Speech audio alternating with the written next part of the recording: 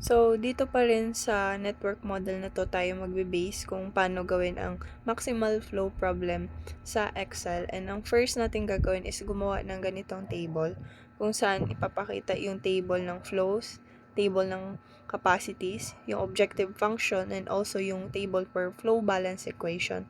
And makikita nyo dito yung node 1 to 6. So, makikita nyo din yung column for flow in and yung column for flow out and yung column for net flow. And makikita nyo din yung para sa sign kung negative, equal, or greater than, and also yung sa RHS kung anong amount ang dapat nating i-consider. Tas yung node na nasa column, nasa left side, is yan yung parang node na starting. And yung nasa row, yun yung node na pupuntahan. Kunyari, node 1 to node 2. Kung maaalala nyo yung dun sa model, yung path na node 1 to node 2. Ganun po, yun. So, dito naman, as you can see, nag-input tayo ng mga 0 dun sa cell sa unang table for flows. And makikita dito yung mga 0 kung saan ito yung mga path na hindi naman nag-i-exist dun sa network model.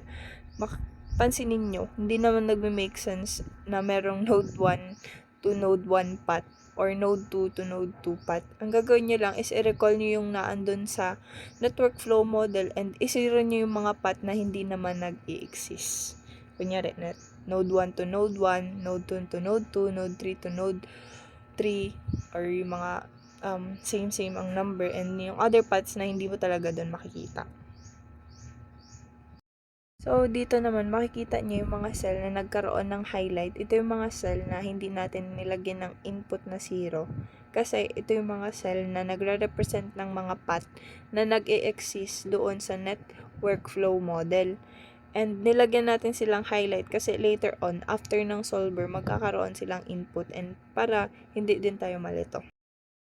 So, next step natin is nilagyan na natin ng input yung table for capacities na kung saan ang naka-input natin dun sa mga cell is yung car na kayang pumasok from this path going to this path. Kunyari, yung node 1 to node 2 is yung 3. And ganun lang yung gagawin nyo. Titingnan nyo lang yung kayang pumasok na car from this path going to that path.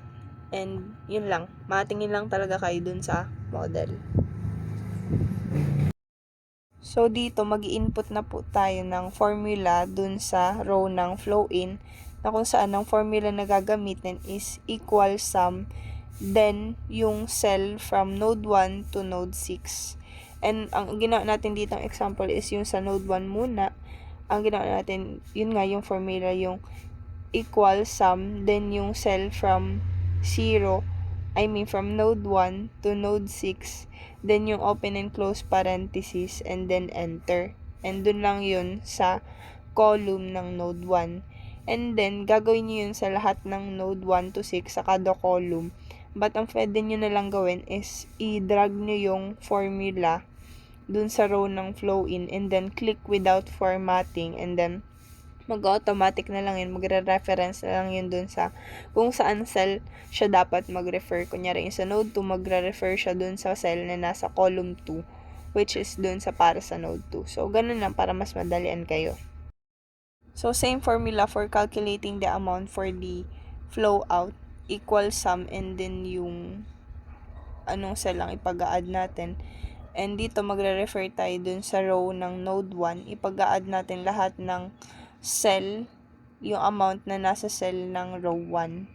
I-drag nyo lang yun. Ilalagay nyo yun dun sa formula katulad lang nung kanina. And then, yun na. Pwede na lang i-drag yung cell na may formula and then click without formatting. And then, yun na. Magre-refer dun siya sa cell na dapat kung saan siya mag-refer. Kung ano dapat i-calculate. Para mas madali. Ang next step naman na gagawin is dito naman tayo sa objective function natin na kung saan i-click lang natin yung cell ng katapat ng maximal flow and then mag-i-input tayo ng equal para sa pag-reference natin kung ano yung dapat mahanap mamaya pag solver. So dito ang gagawin, yun nga, maglalagay ng equal sign. Then, i-click natin yung sa cell ng node 6 sa table ng flow. And later on, magkakaroon na lang po yun ng input after ng solver. And yun yung magsisilbi nating objective function. So, dito naman tayo sa table ng flow balance equation and unahin natin yung sa column for flow in na kung saan ang gagawin lang natin is magre-reference. And yun, ang example na nakalagay dito is yung for node 1 na mag-i-input ka lang ng equal sign. Then, i-click yung cell dun sa table ng flow, dun sa row ng flow in, yung kung saan tayo nag-input kanina ng formula ng sum. Kiklik mo lang yun and then enter. And ganun ang gagawin mo dun din sa ibang node. Magre-reference ka lang dun sa kabilang table. And yun lang. Gagawin mo lang yun from node 1 to node 6 para dun sa flow in column.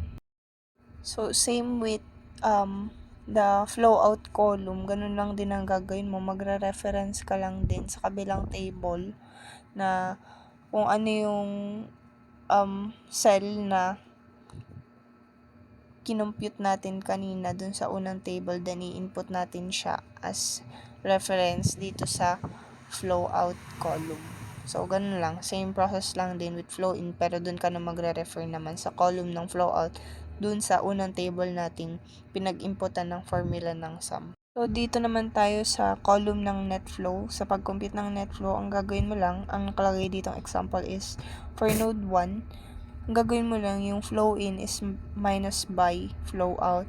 And then, pwede mo na lang i-drag yung cell na may formula and then click without formatting para makompute din yung net flow ng node 1 to 6 sa table ng flow balance equation.